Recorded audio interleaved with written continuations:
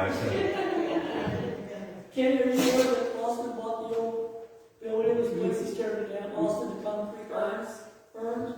He's tearing them down. Oh, he is. He's gonna probably build a new nice workshop there. What's he gonna do with the Moody building? He owns that now. He owns that now. He's owned it for a long time. You say he's gonna tear that down, there's not much to tear down anymore. He took all the asbestos shingles off of all that stuff. Yeah. Did you see that? Yeah. I'll go back to you on the blue building, bank. It's been a pain in the ass for this village for years. Because we have They're in church, girls. I know, forgive God when I told you. You've got little class people here that don't, they can just do anything they want to do, put stuff on the sidewalks, druggies, like he said, oh yeah. What's the address of the car wash? At least I don't I need that for that list. If that building's gonna come down. It's not 114 West Washington, is it? What's Spanker? Where did he buy it from? So that County treasurer. Was it foreclosed on or banks or something? Well, actually, some lady. Well, before the war, They think that she was buying as you just know, the the tractor house. goes, Oh, yeah. and That buy was already No, sold. all settled down for Okay. church. Oh, yeah. Once the bells start ringing. It's right now. Um, I'm just amazed at how. Who here remembers Government, the church building that ran in Greenville? oh my. It's called There's a house, a little ramp. True. Yeah, I remember those people. You remember the church building ran in Greenville, that house in Greenville? Yeah. Big bricks and all that. All right. We ran that mansion up there. Really? It's just gone. Huh. That was in the Oh, good. mid to late 70s, probably. Fantastic. Top of the 80s. Fantastic. Thank you. Show me that. Write that on. You probably still got that. Okay, yeah, there's some family there. But you've got no worry. Thank you. Some of them went to that. So that was all. Well, I think. Fantastic. They may have moved or something too, not a certain block. Yeah, we just, And one time he was involved with Boy Scouts, yeah, so we he had did. part of what Wasn't it Junior? help us, I think. help them. Yeah. That's all right. It'll be a good well. Next fall, It's it's gone. It was 200, I think. Yeah, and it was very good. Yeah, Yeah, my friend did that. It did last 20 years at least. Fantastic. It might have served its purpose. Absolutely, absolutely. And the board is very good. It took us coming 2 generations. And it comes every year. And he calls me Well, from. if we put it up in the 90s, it's like 20 plus years. Maybe it did serve its time. Pretty good. It's never slow down with all this weather and having a headache.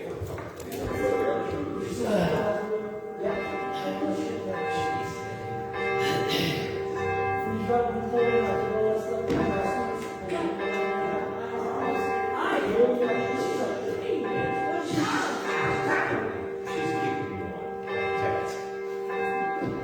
We're live.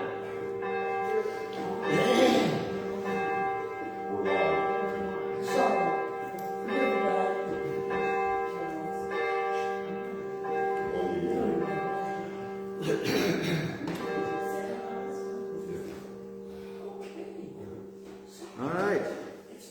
Welcome to First Universalist of New Madison on this typical fall day, sweater day, starting out. The heat's on in the church. Doors are closed for one time, so you won't hear the trucks driving by. Unfortunately, you won't hear many trucks driving by anyway because it's been so wet. The farmers are stuck, almost literally, trying to get the grain out of the field. So we'll have to say a few prayers for them that they're managed. They've got some time yet, a couple of weeks in November if we get some sun, but I'm not sure what the forecast is for that. Any announcements? Just a reminder that the Wind Symphony at Sinclair is this afternoon at 2 o'clock, and our own Margaret Schreiber will be there performing. And she probably sent out a notice, but the best way to go is the parking garage walkway is closed at Sinclair, so the best way is to go to visitor lot B, as in boy, and street parking is also available. And then direct yourself over to the field house, building 8, and there'll be signage for that. Fieldhouse Building 8. That's right, I believe. Let me double check.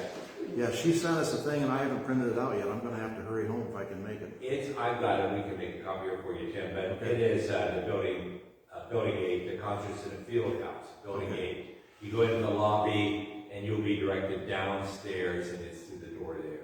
So This is the Wind Symphony. This is their last performance. We're not exactly sure. Margaret, that's been a part of her life for years, and she's going to miss that not happening. So hopefully they will reconstitute that. I think they lost their director, and maybe that's the problem. I'm sure it was popular enough that they aren't dropping it because of the lack of popularity. I think it's a lack of staffing. I think might be the problem. So hopefully someone else will step up and pick that up. the other event we have is, of course, just about a month from now, but that's on November 28th. That would be after Thanksgiving. We'll have our joint service with El Dorado at El Dorado. It's at 10:30 their time versus the 10 our time. Right. And so I'll keep putting reminders out for that. This time our joint service, actually they're looking, particularly Derek is looking for maybe one of our musicians to help with the playing. So I'll talk to our musicians. And then also, it's a pitch-in, meaning that if you would bring a dish, that would be helpful, as both our congregations are somewhat smaller than they used to be. And you said that was 10:30? It's at 10:30 on November 28th. She's put it in her phone, that's why I want to make sure. Yes. I put on her dish. And that'll be a joint service with El Dorado, and carry in the 28th at 10:30, and we'll keep reminding you as we go.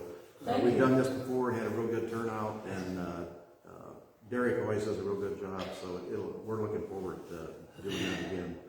And as we say almost every time, nobody knows what the future holds, but it doesn't seem to hold a lot of new attendance, so we need to think about banding together with people of a like mind. So we want to get to know the people of El Dorado. They're nice people, and they've been here and we've been there, so we want to continue that companionship. And if things really get bad and we have to join up, then we'll be ready to do that. The United Methodist churches here in New Madison and El Dorado share a pastor now. That's not just us, that's every denomination. Even the Southern Baptists, which are now the largest Protestant denomination, even they're shrinking. So even the fundamentalist people are shrinking, and younger people just don't go to church. They didn't grow up going to church, and they're not going to church now.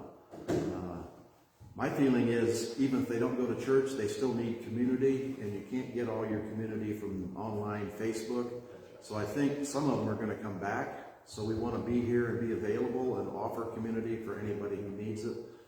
Feel free to not only join us on Facebook, but join us in person. As usual, everyone is social distancing. The virus has not gone away. It's still difficult. Everybody here has had their vaccinations.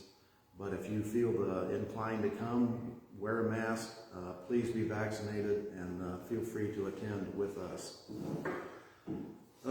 This is Halloween, which is All Souls Day. It's not where I started out at the beginning of the week, but my wife was talking about her sermon on All Souls Day, and I said, oh, geez, All Souls Day, Halloween, I'm just changing everything. So the slideshow has changed, the presentation has changed. I have a witch story for the children's story, and a discussion by a prominent Unitarian on the human soul, which I found very interesting, and hopefully you will too.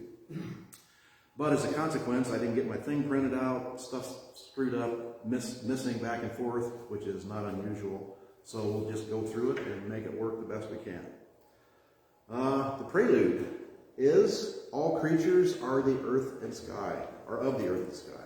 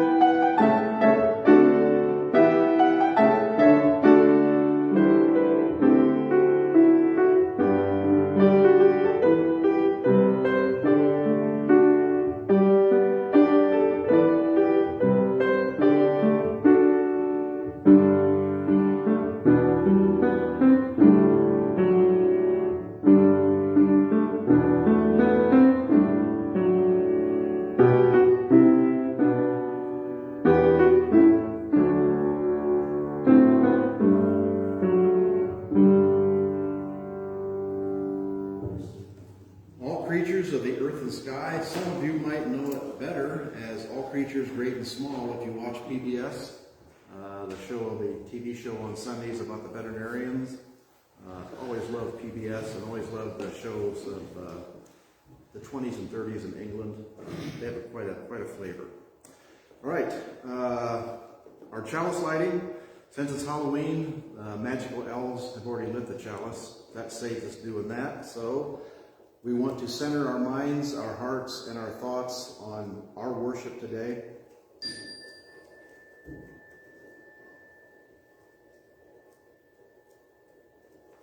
As we light the chalice and fully embrace the sacred space created here this morning, please hold in your hearts the Unitarian Universalist principle, which calls upon us to respect the interdependent web of all existence of which we are a part. Today, we especially remember those who share this earth with us no longer. We bear witness to their lives and the roles that they have played in ours. We pay homage to and make stronger that web which connects us all. Our opening hymn is 175. We celebrate the web of life.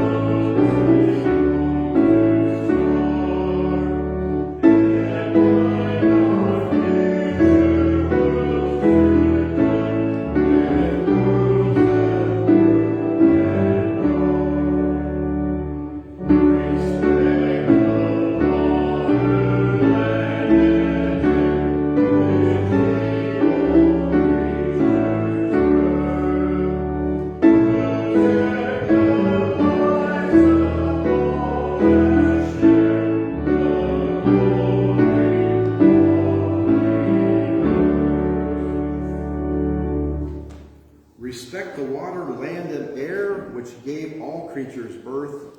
Protect the lives of all that share the glory of the earth. Love the lyrics on these songs.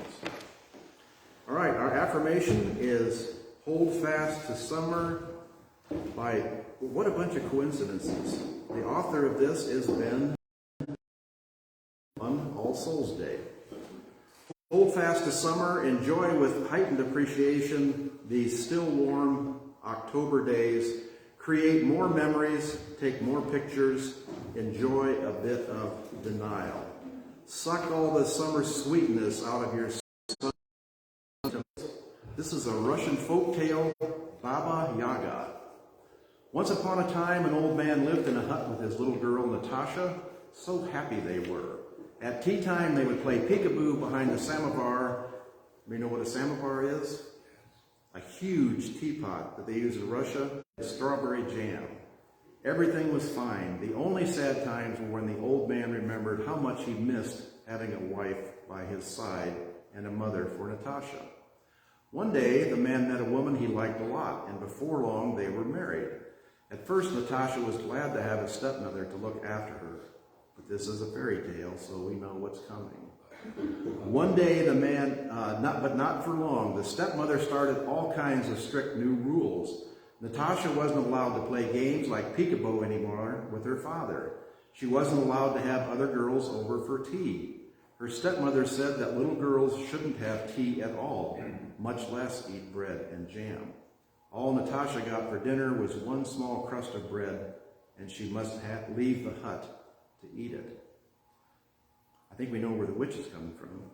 Poor Natasha, she would run into the backyard and the shed to hide. She would wet the small crust with her tears and eat it all alone. Then the stepmother would yell that she must come back to the house right away. The dishes from dinner needed washing, the floor must be swept clean till it shone. Yet something else was worse than all of this. Each night the stepmother sat with Natasha's father and told him that everything that went wrong in the house was his daughter's fault. Sadly, the old man believed his new wife. One day the stepmother decided she could not stand the sight of Natasha one more day. How could she get rid of the girl once and for all? The stepmother remembered her sister, the terrible witch Baba Yaga, who lived in the forest. I know how to get rid of that brat for good, the stepmother said to herself with a smile. The very next morning, the old man left to visit some friends in the next village. As soon as he was out of sight, the wicked stepmother spun around to Natasha. Listen to me, she hissed. Today you will go visit my sister, your little dear auntie, who lives in the forest. You will ask her for needle and thread. We need it to mend this shirt. But said Natasha, holding up a needle and thread for her stepmother to see, we already have a needle and thread. She knew about her aunt who lived in the forest. She was none other than the terrible witch Baba Yaga, the one who chased little children by riding through the air on her giant broom. And when she caught them, she would eat them with her iron teeth. Who asked you? Snapped the stepmother, knocking the needle and thread out of the girl's hand. Shaking with fear, Natasha said, How do I find my auntie? That's better, said the stepmother with a crooked smile. She twisted the little girl's nose, pinching it hard. This is your nose. Can you feel it? Yes, whispered the poor girl. You must go along the road into the forest till you come to a fallen tree, then turn left. Follow your nose, it will take you to your auntie. Now off you go, you lazy girl. The stepmother shoved a small sack in the girl's hand that had a few morsels of stale bread and cheese and some scraps of meat, and pushed Natasha out the door. Natasha looked back. Her stepmother stood in front of the door with her arms crossed, glaring. There was nothing she could do but go on her way. The girl walked along the road to the forest and then to the fallen tree, and then she turned left. Her nose started to throb. She knew she was going the right way. All of a sudden, in front of her, behind an old gate, stood the hut of Baba Yaga. There could be no mistake.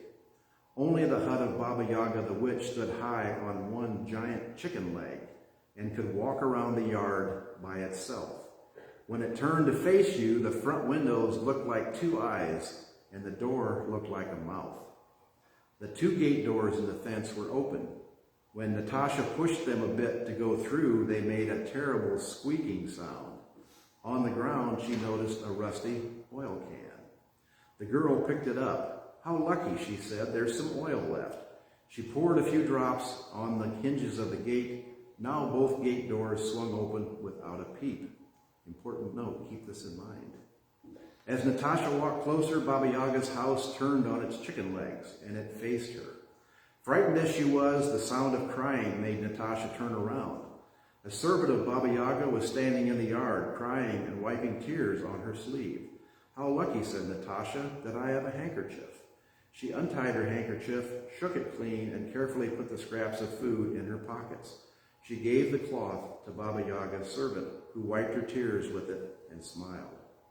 In front of the door was a huge, thin dog chewing on an old bone. How lucky, said the little girl, that I have some bread and meat. Reaching into her pocket for the scraps of bread and meat, Natasha said to the dog, I'm afraid it's rather stale, but it's better than nothing. At once, the dog gobbled it up and licked his lips. Natasha finally reached the door to the hut. Trembling, she knocked. Come in, squeaked the wicked voice of Baba Yaga. The little girl stepped in. There sat Baba Yaga the witch, weaving at a loom. She had scraggly white hair, a very long nose, and when she smiled, showed a mouthful of iron teeth. The witch was skinny and bony, and fulfilling a stereotype. Good day to you, Auntie, said Natasha, trying to sound not afraid. Good day to you, niece, said Baba Yaga. My stepmother has sent me to ask for a needle and thread to mend a shirt. Has she now? Smiled Baba Yaga, flashing her iron teeth, for she knew how much her sister hated Natasha, her stepdaughter. You sit down here at my loom and continue to weave, said Baba Yaga. I will go fetch you that needle and thread. So the little girl sat down at the loom and began to weave. Baba Yaga whispered to her servant girl, listen to me. Go to the bathhouse. Start up the fire for the bath water. It must be very hot. Yes, said the servant girl, and left to do her task. A delicious meal I will make of that child, laughed Baba Yaga. The servant came into the room where Natasha was weaving to fetch the jug to take water to the bathhouse. Natasha said to her, I beg you please be slow in making the fire and heating up the water. I need time to think of a plan. The servant girl said nothing, but she took a very long time in getting the bathwater ready. Baba Yaga came to the window and in her sweetest voice, are you still weaving, little niece? Are you weaving, my pretty? Yes, I am weaving, auntie, said Natasha. She thought, I've got to get out of here somehow. In the corner of the hut, Natasha noticed a thin black cat watching a mouse hole. What are you doing? She said to the black cat. Watching for a mouse. I haven't had any dinner in 3 days. How lucky, said Natasha. I have some cheese left.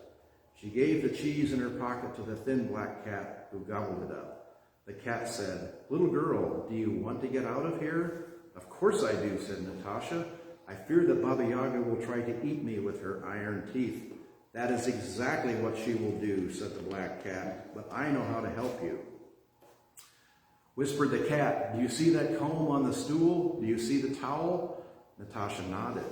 You must take both of those, then run for it while Baba Yaga is still in the bathhouse. She will chase after you. When she does, you must throw the towel behind you. It will turn into a big, wide river, and it will take her time to cross that river. When she crosses over, throw the comb behind you. It will sprout up into such a thick forest, she will never be able to get through.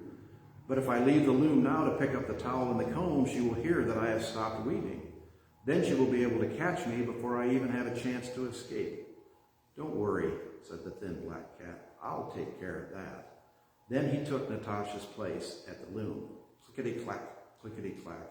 The loom never stopped for a moment. Natasha looked to see that Baba Yaga was still in the bathhouse. She grabbed the towel and the comb and quickly ran out of the hut. The big dog jumped up to tear her to pieces, but then he saw it was the same girl as before. Why, this is the girl who gave me bread and meat, said the dog. Good luck, child, and he laid back down, letting her go. When Natasha came to the gate doors, they opened quietly, without making any noise because of the oil she had poured on the hinges. Then, how she did run! Meanwhile, the thin black cat sat at the loom. Clickety-clack, clickety-clack went the loom.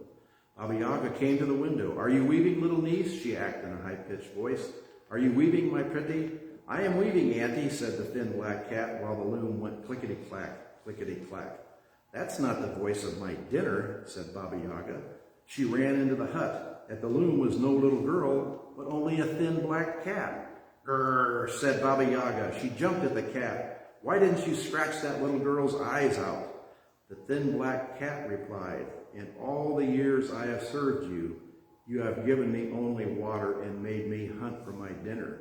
That girl gave me real cheese.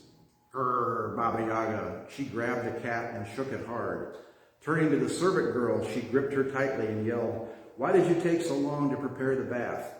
Ah, cried the servant, in all the years I have served you, you have never given me a rag, but that girl gave me a pretty handkerchief. Baba Yaga cursed her and dashed into the yard. Seeing the gate doors were wide open, she shrieked, Gates, why didn't your doors squeak when she opened you? Ah, said the gate, in all the years we have served you, you never so much as sprinkled a drop of oil on us. We could hardly stand the sound of our own creaking, but the girl oiled us, and we can now swing back and forth without a sound. Baba Yaga slammed the gates closed. Spinning around, she pointed her long, skinny finger at the dog. You, she hollered. Why didn't you tear her to pieces when she ran out of the house? Ah, said the dog, in all the years that I have served you, you never threw me anything but an old bone. But the girl gave me real meat and bread. Baba Yaga rushed around the yard, cursing and hitting, all the while screaming at the top of her voice. Then she jumped on her broom and flew up into the air. Soon she was closing in on the little girl. You will never escape me, Baba Yaga laughed a terrible laugh. She steered straight downward towards the girl. Natasha was running faster than she had ever run before. She could hear Baba Yaga getting closer and closer.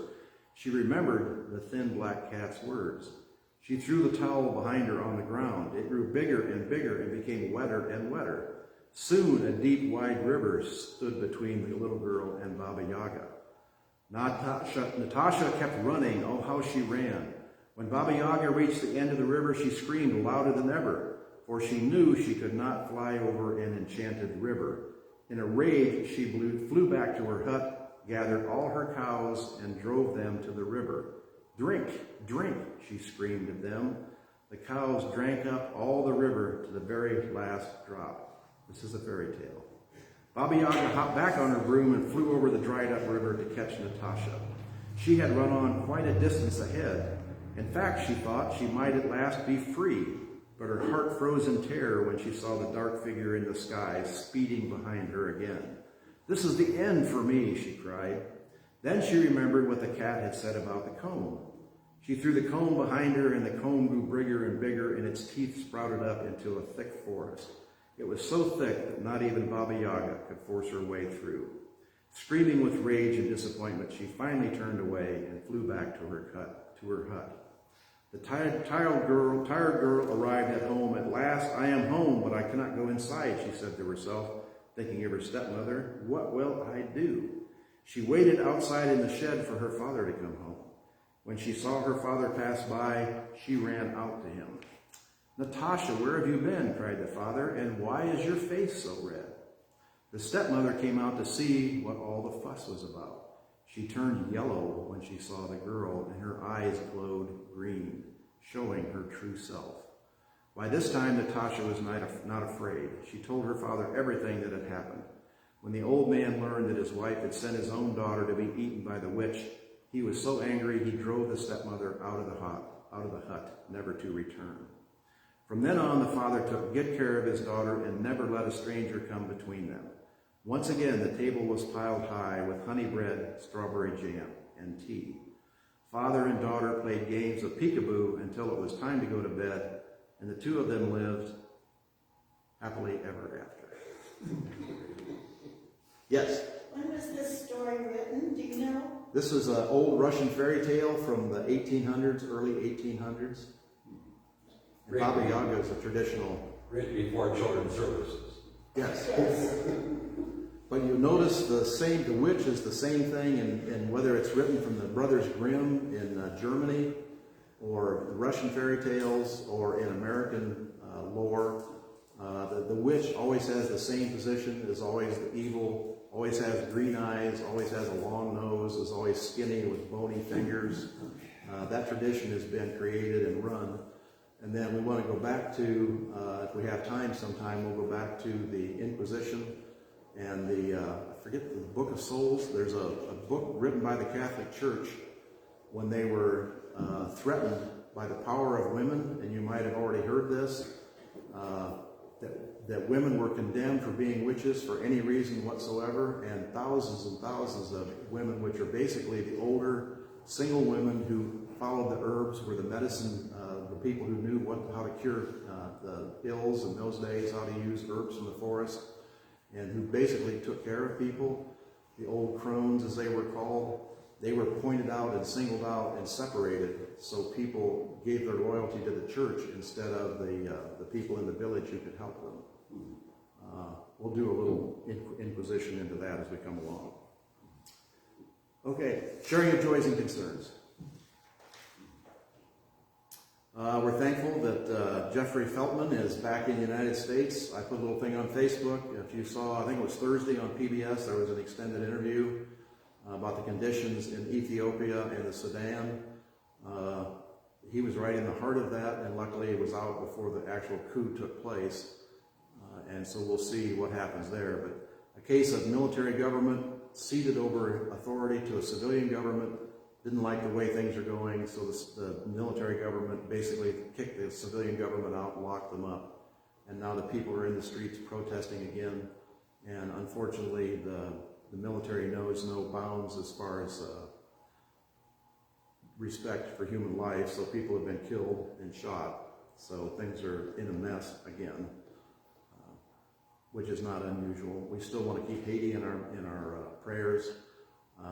But the earthquake, the coup that they've had down there, all the refugees coming to the United States and then sent back again to Haiti, everything is in turmoil and no one seems to have an answer. I have not heard anything about the 17 missionaries that were kidnapped. That was like over a week ago, and that news just kind of fell out of the thing. I'm sure if they'd been released, we should have heard something. So I think that is still in progress, but you want to keep these families in your thoughts and prayers. These families from Ohio, Michigan, and I think Illinois. There were Christian missionaries that went down to Haiti, trusting that the Lord would protect them, and he didn't this time. Of course, we're not done yet, so we'll see. Anything else? Some of the missionaries there have children with them. Yes, there are children as young as, I think the youngest is 8 months, and there's a couple kids like 8 or 10 that are with them. And the leader of the band of criminals that kidnapped him has threatened to shoot him, but you never know whether that's just posturing to try, and he's asking $1 million each in reward. And the United States government, of course, does not deal with terrorists and does not pay rewards, but they're not complete idiots either. What they do is find an NGO or the local government to pay the reward. So I'm assuming what's going on is they are doing negotiating, trying to figure out how much it would cost to get it out. And I'm also sure that the government is looking at the situation to see if they can send in Delta Force and rescue those hostages without anybody getting hurt. That's always an option, but sometimes not a very good option. So, anything? Yes? I think we need to remember the safety and security of some of the larger cities and metropolitan areas that have mandated vaccination for their security, fire, police, what have you. On one hand, it seems an easy solution to the problems at hand, and the other is compounding. So let's hope that those police, fire, and others affected by the mandate will at least possibly claim some sort of exemption or whatever, because it's going to be astronomically low levels for security if they do not, given the levels of non-vaccination, particularly in Chicago. Chicago, New York, almost all large cities, and this, we talked about this before. Unions used to be there to protect the health and security of their members, and now for some reason unions are promoting the death and the injury for their workers and their members. Of all the policemen have died, more than 60% of the policemen who died last year died of COVID. Not from gunshots, not from traffic accidents, not from being stabbed or run over, but by COVID. 60% of the police officers who died from COVID, and yet the police officers are the ones, now this is not all, 80% of the New York City police officers have been vaccinated. I think 72% of the fire department has been vaccinated, 67 or 70% of the sanitation department has been vaccinated. And interestingly enough, Friday was the deadline. Friday morning, like the sanitation workers, was 64% vaccinated. By Friday night, it was up to 72%. So some of these people are, because the mayor and the city are standing strong and saying, if you don't get vaccinated, you're going to be suspended without pay. Some of these people are looking at losing their $80,000 a year or whatever they make in the city and not being able to claim unemployment. And they're deciding that sticking up for something that doesn't make any sense is not really worth the effort. But some will do that. Some will sacrifice. You remember the thing on the news of the Illinois state trooper who said his last broadcast, because he was not going to get vaccinated, and he was fired from the force, and he's out of a job. So, and I respect somebody who makes that decision and takes the consequences.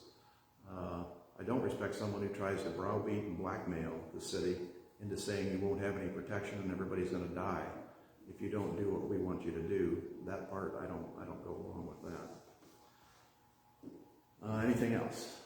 Fires, floods, the weather is still bad. There still are fires out west. The huge amounts of rain have really helped that.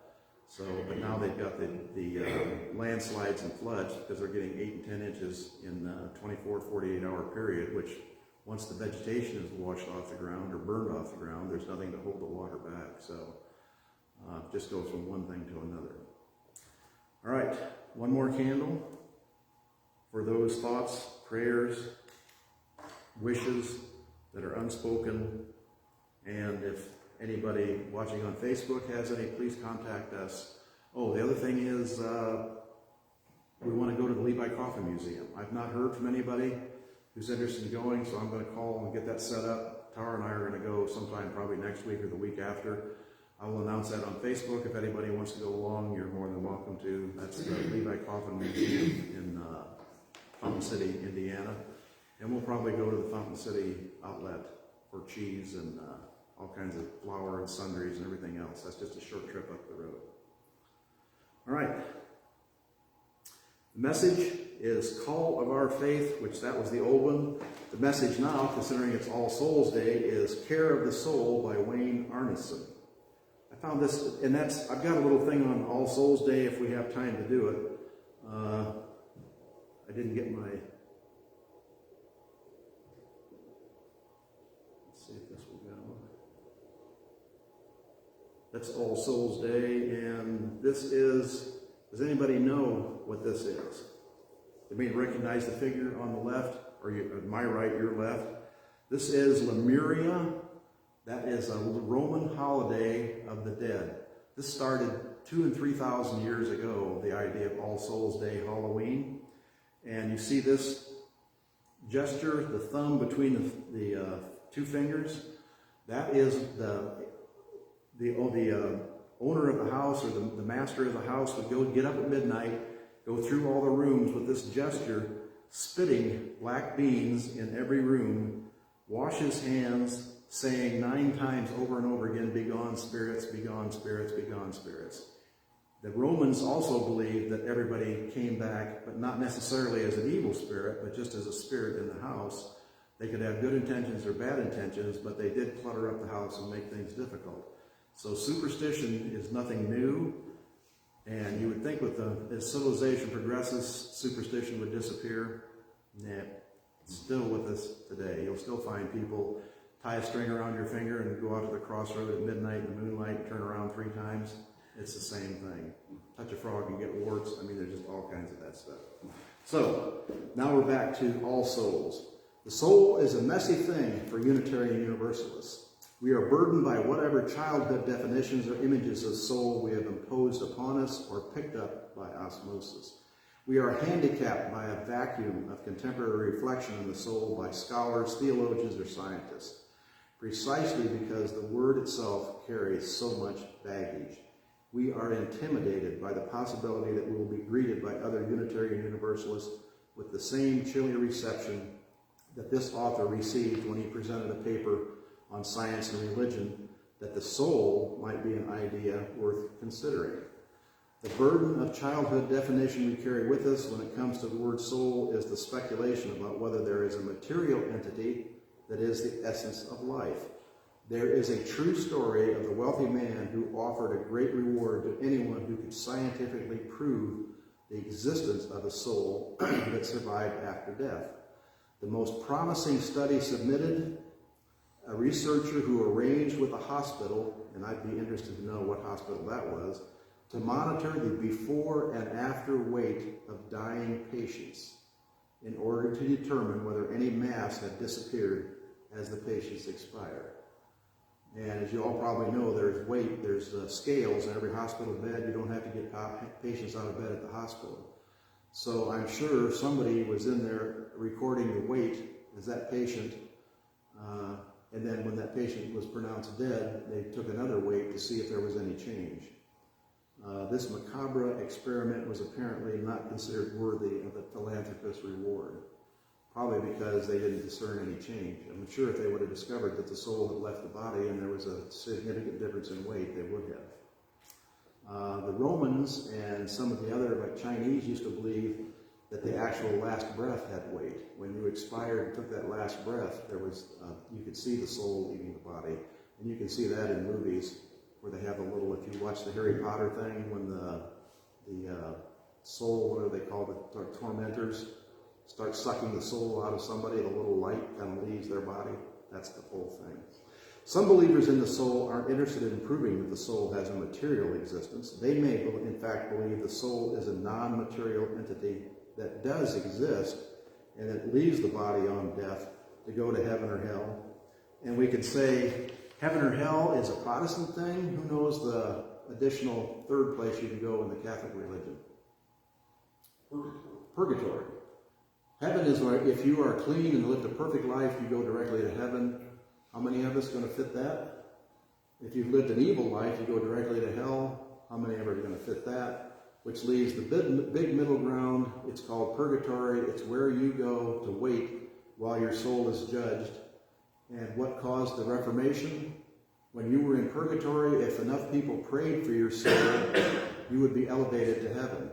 Or if somebody gave the church money, they could buy your soul out of purgatory.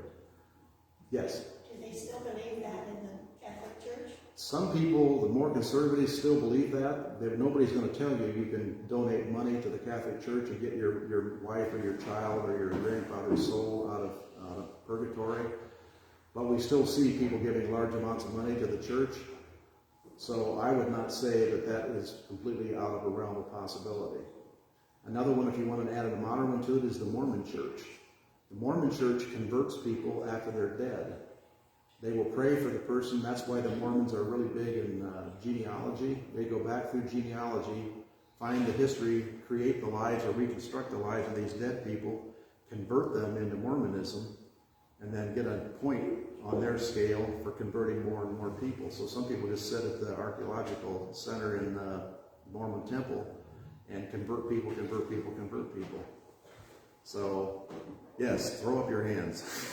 So I have a question, because Yes. that's a big right away. Where does that put us Unitarian Universalist people? That's what we're going to talk about. Thank you. We don't say that this person and I, none of us know, and that's what you don't know about Unitarian Universalism. You listen to the facts, you listen to the rumors, you listen to the dreams, you listen to the aspirations, you make up your own mind. You're willing to come in, we talk about it, we discuss it, we learn from each other, and our knowledge advances as we go along. The soul can be a real thing, but we don't know. There's no proof. It's just like there's no proof of God, there's no proof of the soul, but what determines the difference between animals and people? And some people will say, do animals have a soul? When you see a dog and the loyalty that they have and the way they beg for your forgiveness when they do something wrong, the way they come and greet you with joy, how could you say a dog doesn't have a soul? So that's what we're going to be discussing here. Some believers in the soul aren't sure about the heaven or hell part and don't want to restrict the soul to humans or even conscious beings. They see the soul as a life spark that comes from God and animates all of life. And of course, some people don't believe in the soul at all, except as a superstition or a metaphor from literature and poetry. It is to poetry that we will first often turn in any meditation toward a common understanding. Mary Oliver captures all the contradictions and ambiguities in her poem, Some Questions You Might Ask. Is the soul solid like iron, or is it tender and breakable, like the wings of a moth in the beak of an owl? Who has it, and who doesn't? I keep looking around me. The face of the moose is as sad as the face of Jesus. The swan opens her white wings slowly. In the fall, the black bear carries leaves into the darkness. One question leads to another. Does it have a shape like an iceberg, like the eye of a hummingbird? Does it have one lung like the snake and the scallop? Why should it? Why should I have it and not the anteater? Who loves her children? Why should I have it and not the camel? Come to think of it, what about the maple tree? What about the blue iris? What about all the little stones sitting alone in the moonlight? What about roses and lemons and their shining leaves? What about the grass? These images of the poet touch us and stir our sense of mystery. They remind us of how little we know about a world that is around us. Perhaps it is all right that there are some things which we know little but a name. The Sufis tell a tale about a man who married a wife much younger than him. One day his most faithful servant approached him and said, "Your new wife is acting suspiciously. She has brought a huge chest that once belonged to your grandmother into her room. It once contained only a few embroideries, but I believe there may be much more inside it today than that. She has sent me away and forbidden me to look inside." The man went to his wife's room and found her sitting beside the chest. Will you show me what is in this? He said. Because of your servant's suspicions, or because you do not trust me? She replied. How many of us have heard that? You don't trust me. And that's the cusp of the decision. Wouldn't it be easier just to open it without thinking about all these undertones, her husband asked? The standard answer. It's not that I don't trust you. Don't you trust me to show me what's in there? I do not think that is possible. Give me the key, he said. She held it up. Dismiss your servant, and I will give it to you, she demanded. She bargained. The servant was dismissed, and the woman handed over the key to her husband. Then she, too, left the room, obviously troubled and maybe worried. The old man thought about the chest for a long time. Then he called 4 gardeners from his estate. Together they carried the chest unopened to the distant part of the grounds, and they buried it. The matter was never referred to again. The power of a woman's beauty. Perhaps our conversation about the soul should be like that. Why speculate about something that can't be proven, even if somehow we could obtain the key to the box of knowledge that would tell us everything about the soul? Maybe it would be better just to leave it buried and unopened. I felt that way sometimes about my speculations about the soul, but a new book by a former Catholic monk and current psychotherapist named Thomas Moore has encouraged me to dig up my soul box once again and look inside. You have already heard an excerpt from the introduction to The Care of the Soul, in which Moore begins to build his own definition of what the soul should point toward. Soul is not a thing, says Moore, but a quality or dimension of experiencing life and ourselves. It has to do with depth, value, relatedness, heart, and personal substance. I do not use the word here as an object of religious belief or as something to do with immortality. So here we are talking about something very different from a metaphysical entity. Moore's book uses a psychotherapist's definition of the soul, inspired by human psychology, mythology, and the arts. He goes on. Care of the soul begins with an observance of how the soul manifests itself and how it operates. We can't care for the soul unless we are familiar for its ways. Observance is a word from ritual and religion. It means to watch out for, but also to honor and to keep, as in the observance of a holiday. The serve in observance originally referred to tending sheep. Observing the soul, we keep an eye on its sheep, on whatever its wandering and grazing and latest addiction, a striking dream, or a troubling mood. Care of the soul is then an observance and an honoring of the signposts, the scenery, the obstacles, and companions of your inner journey. Sounds simple enough, so why use that troubling word, soul? I think it's because we don't have a word in English that comes any closer to describing this meeting place, this crossroads where our separated, embodied lives encounter so much at once. The world around us, the unconscious archetypes which surround us, the history we pull behind us, and the aspirations and values that we envision in front of us. I like Moore's comparison between the observation that goes into the care of the soul and the tending of sheep. The image reminds me of a story I once told to the ministers of Cedar Hill Retreat, drawn from the spiritual table, The Soul of Lambs. It is a story about a sheep farmer who has learned something about soul from his years of watching both sheep and the changing weather outside and inside his body. But it had one more powerful lesson to learn. It came when his wife was almost ready to deliver their last baby. It was hay baling time, and the shepherd had been betrayed by the weather, just like now. He was feverishly baling hay, trying to outrace the coming storm, when his wife went into early labor. He asked, should they start now, for the hospital was 30 miles away. Finish baling, she had urged him, else the hay crop will be lost. He did not need much convincing. He knew what his hay was worth, what purchased hay would cost. So he baled. Then the storm came and made further baling useless. He had not time to load the bales in his wagons. The shepherd went home, and there found his wife lying still, her ruptured womb no longer urged an infant to be born. The shepherd had not seen the soul depart his wife. What he saw was only flesh. He could see her now, weighing her pain and urging him to bail. Better to lose a hay crop than his mate, though, and a helpless infant. The rain fell in sheets, and he knew his hay would also rot. How does anyone confront such evil? How do men bear grief? The shepherd had crumpled on the bed and clutched his hands at his heart, astonished by its violent beating.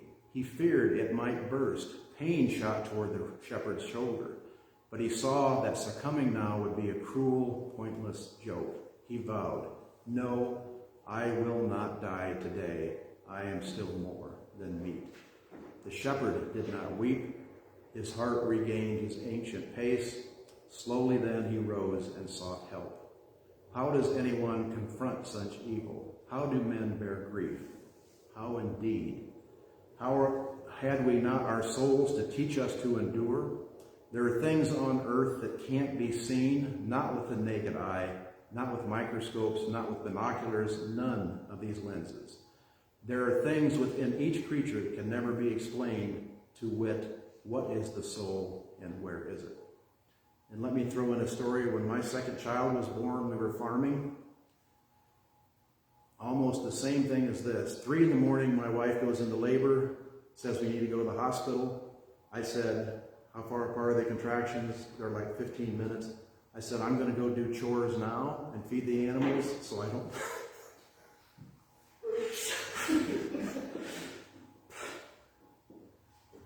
Because if we go to the hospital and you're in labor, they're going to sit here and starve because I can't come back to feed them. So I went out. I didn't tell her this. I went out. I fed all the animals, put hay down, bedded the horses, came back in, got the truck out, came back in and said, I'm ready to go. She said, it's 20 minutes. Where have you been?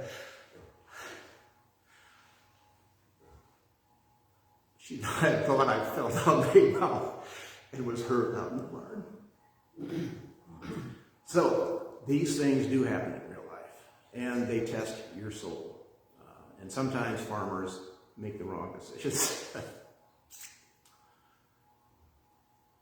The soul certainly does exist while creatures live. There is no life without soul. And when creatures die, it is their soul that dies or disappears. For not even a single cell of the carcass disappears, and yet something has been lost or changed.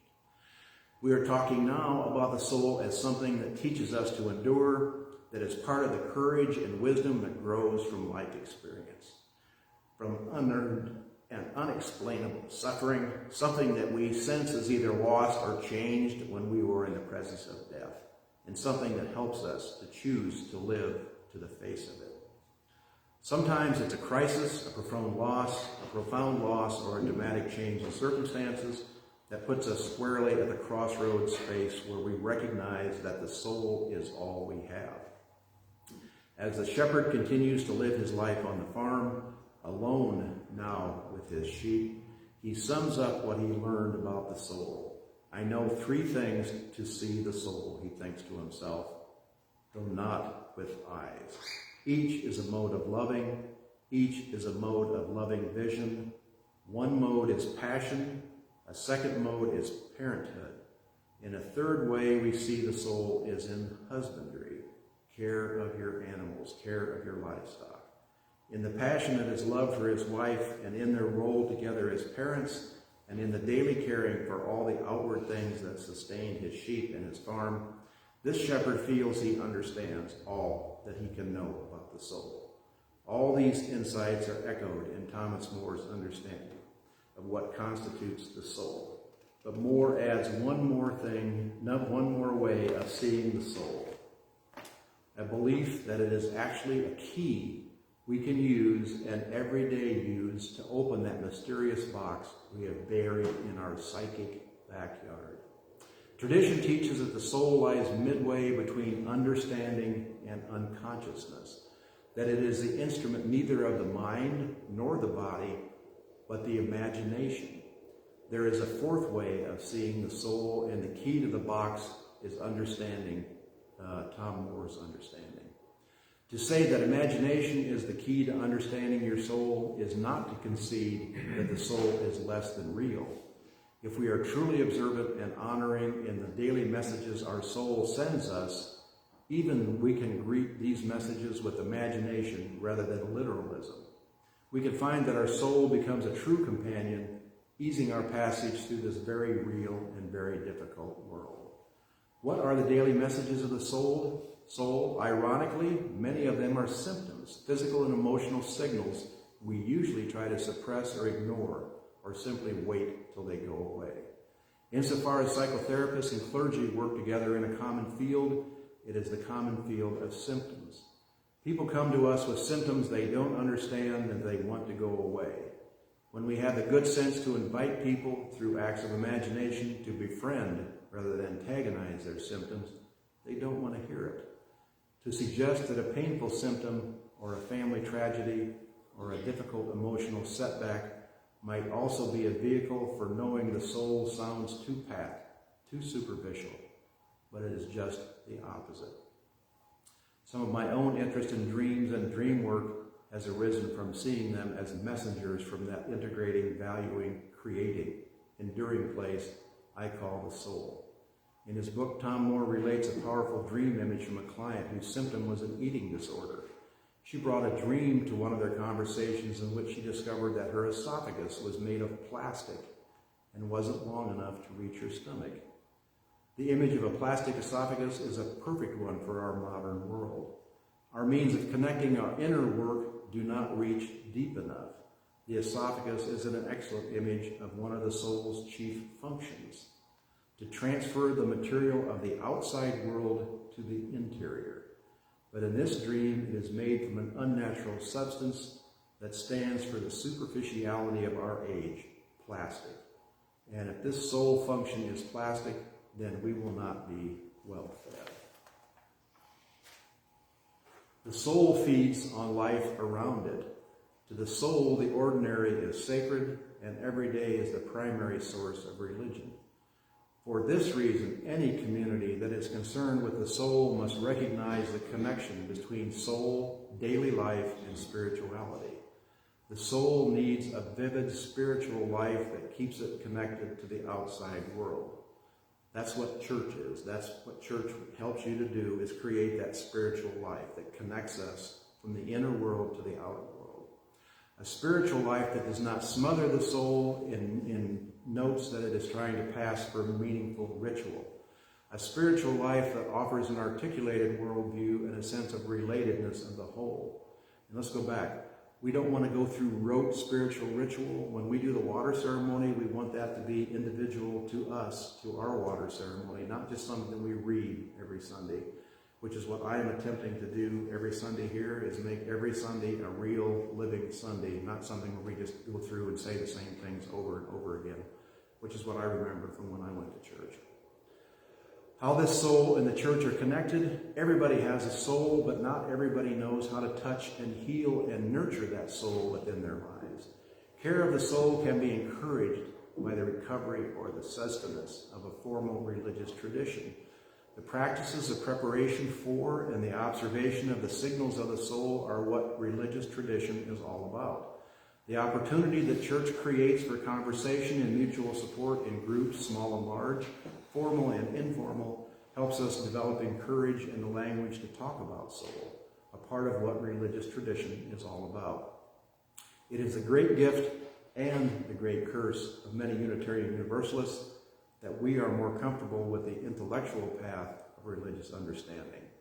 Yet all of us know our lives, our values, our sense of being at home in the world have been created not just by our intellectual encounters with the world, but by our experiences of joy at connectedness, our anger at injustices, our wonder at overwhelming beauty, experiences that can be all wordless and ineffable. The soul is a place where all these experiences meet together with our ideas and our collective unconscious in order to prepare the spiritual feast that is life's greatest gift. The story is told of the great Zen teacher Zuki, who was dining with a group of Westerners who were learning about Zen.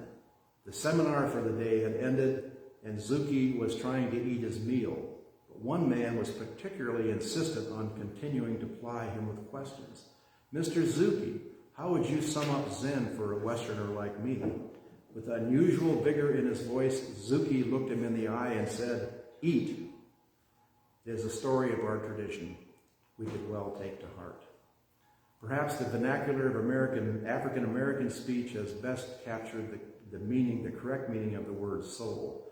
For when you hear a black brother or sister praising music or food, or a person who has got soul, you know there is an authenticity, a depth, an exuberance which is being pointed out.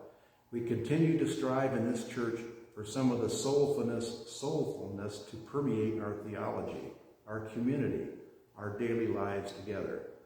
Back in 1910, writing to Freud, Carl Jung observed churches of his day and commented, "What infinite rapture and wantonness lie dormant in our religion. We must bring to fruition its hymn of love." His observation is still true, and his challenge has yet to be taken up. May we rise up to meet the care of the soul. And sometime we'll have a black service.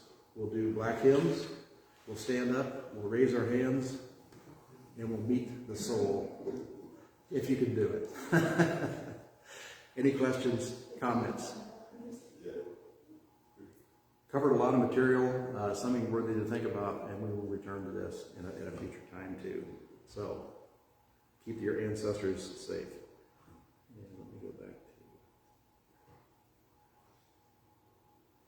to... Time for the offering. As usual, feel free to put something in, take something out. The offering is what sustains our church. Most of us now give on a automatic thing deduction from our bank account, but to actually see a dollar bill going into plate is one of those traditions that we are continuing that helps build that community.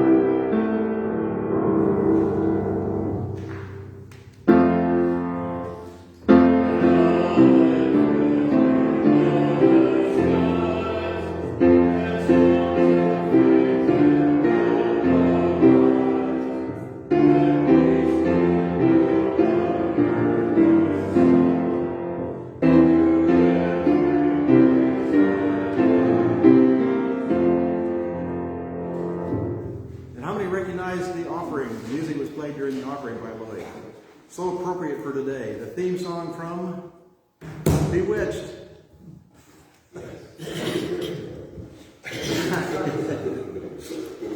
All right. I just had to throw this up. Faith is believing what you know is so, by Mark Twain. That's one of my favorite.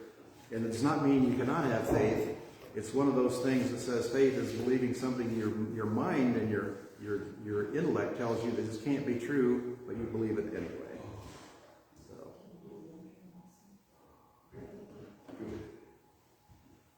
Our closing hymn is 86, Blessed Spirit of My Life.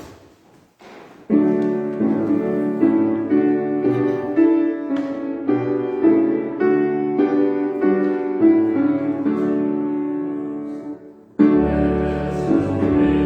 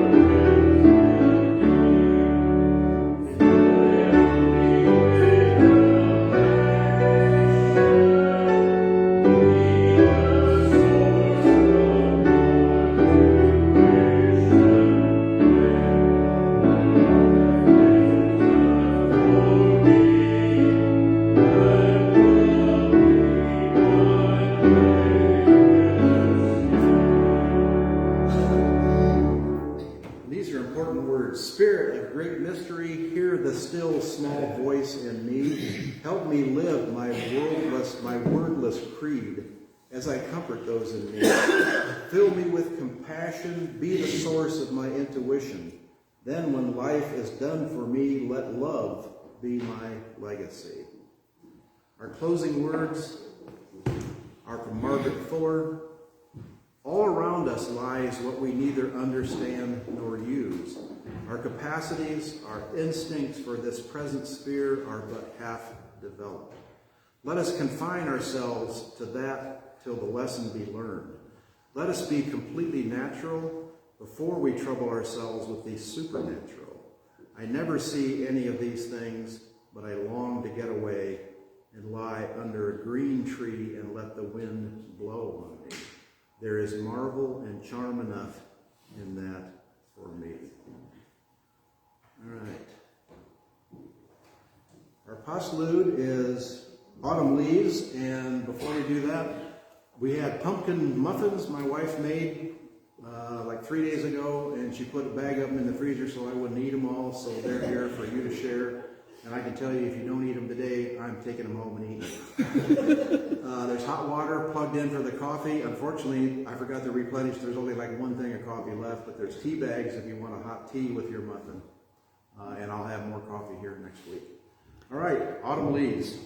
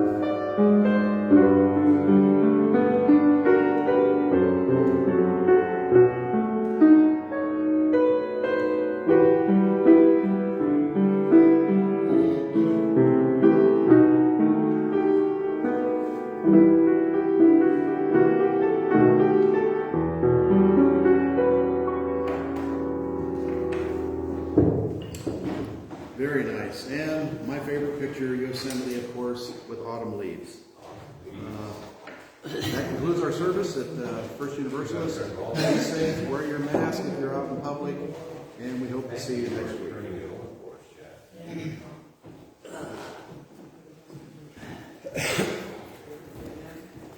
That was a good one.